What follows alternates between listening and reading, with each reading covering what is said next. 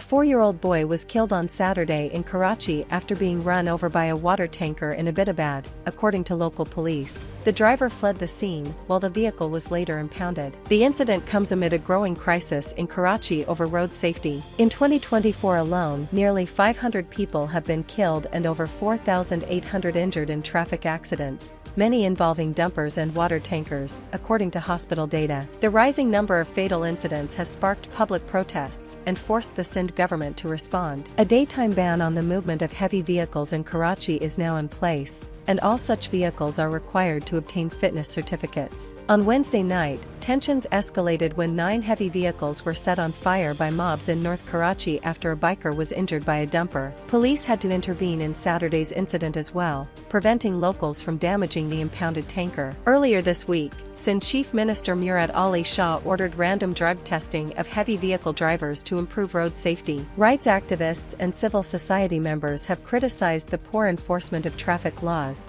calling the situation a violation of citizens' rights and a failure of the state to ensure public safety. As wheat harvesting gains momentum in Sindh and South Punjab, growers are expressing concern over falling market prices and the absence of government procurement. Nearly half the wheat crop has been harvested, with grain prices dropping from Rs2 903 700 to around Rs2 202 390 per 40 kilograms in Punjab and Sindh. In KP and Balochistan, rates remain slightly higher, at up to 2,450 rupees. Farmers fear a further decline in prices once harvesting expands to central Punjab. Their concerns stem from the decision by the federal and provincial governments to withdraw from direct wheat procurement, citing IMF conditions and surplus carryover stocks. Punjab, traditionally a major buyer of wheat, opted not to purchase any grain last season, despite earlier assurances. The federal government later revised its procurement target from 1.4 to 1.8 million tons following farmer protests.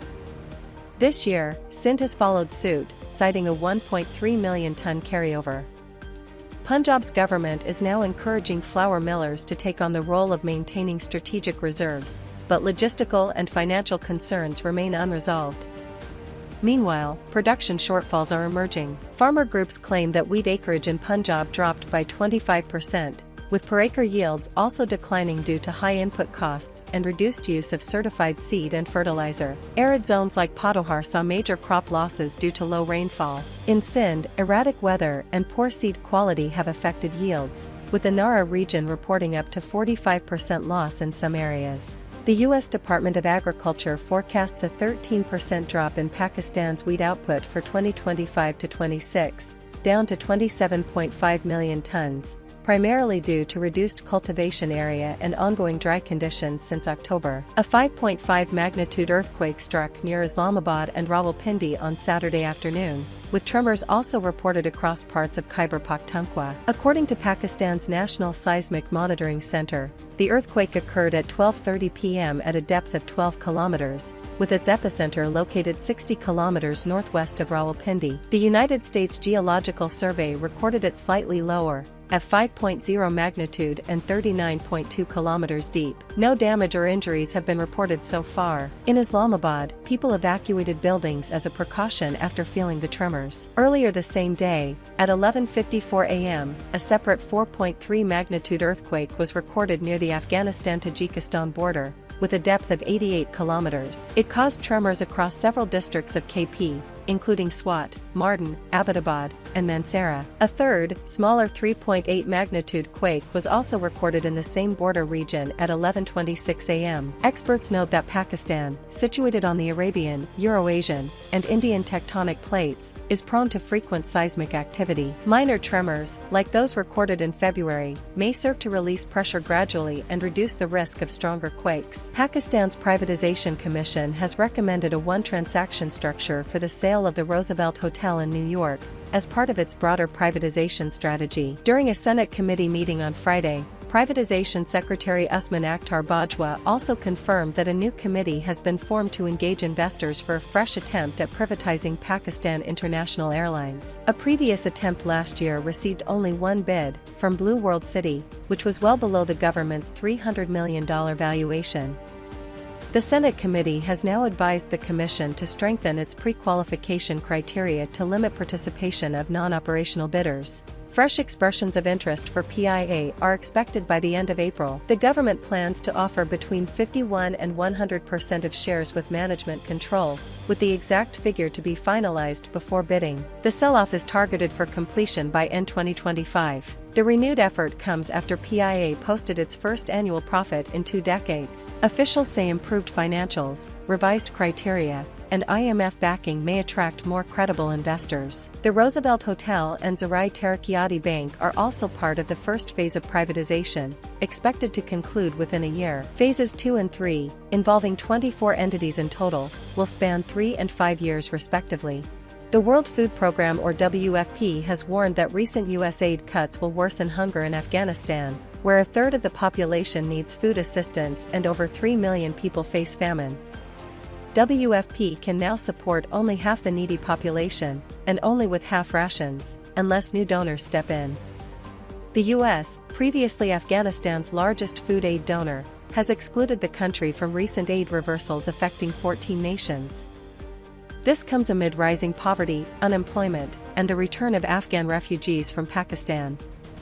The UN has also appealed for continued aid, warning that 22.9 million Afghans need assistance and that funding gaps could trigger migration and instability. Other aid programs, including those in agriculture and health, are also affected by the broader US foreign aid freeze. According to a report in Financial Times, the Trump administration is preparing an executive order that would allow the US to begin stockpiling critical minerals from the Pacific Ocean seabed. These deep-sea nodules contain nickel, cobalt, copper, manganese, and rare earth elements, resources essential to manufacturing electronics, batteries, and defense equipment. Officials say the aim is to reduce reliance on China and strengthen domestic supply chains, especially in the event of future conflict or trade disruptions. Backed by key Republican figures, the initiative is tied to recent defense budget directives and growing concerns over China's tightening grip on global mineral markets. However, environmental groups warn of the potential ecological damage from seabed mining, while international legal uncertainty continues to complicate the issue. This push for mineral independence comes against the backdrop of worsening US-China trade tensions. Just days after Washington raised tariffs on Chinese imports to 145%, Beijing has retaliated with its own tariff hike, now up to 125% on select US goods. China's finance ministry labeled the US move as unilateral bullying but indicated this could be the final escalation in tariff-based measures, though other forms of retaliation remain possible. President Trump defended the tariff policy as necessary for protecting American interests and hinted at future negotiations, while warning that the US would punch back harder if provoked. The economic fallout has been swift. Global markets reacted with volatility, gold prices hit record highs, the dollar and bond prices slipped, and the benchmark 10-year Treasury yield spiked in its sharpest weekly rise since 2001. These movements have triggered speculation that China may be offloading US debt. At the same time, domestic pressure is mounting, with US consumer sentiment falling to its lowest level since 1980 and inflation expectations climbing sharply. Analysts warn that prolonged tariff battles may lead to lasting inflationary pressure, what some are now calling tarifflation. Despite the economic and geopolitical strain, both sides continue to leave room for dialogue, but with trust eroding and retaliatory steps accelerating, observers remain skeptical about any near-term breakthrough. At least 500 Palestinian children have been killed since Israel resumed its bombardment of Gaza on March 18, according to the Gaza Civil Defense. The Palestinian Ministry of Health reports that over 1,500 people have died in this period. Israeli air raids on Saturday alone killed more than 20 people, including 6 in separate strikes across Gaza, one of whom was a child. Strikes were reported in Taffa and Al-Adatra, while another person was killed in Khan Yunis. Civilian shelters in the Al Mawasi area, which were previously marked as a safe zone, but were also targeted, causing further casualties. Al Jazeera reported from Deir el-Bala that a newborn named Sham died after her arm was amputated following a strike on her family. Forced evacuation orders were also issued on Saturday in Shujaia and Khan Yunis, adding to ongoing displacement.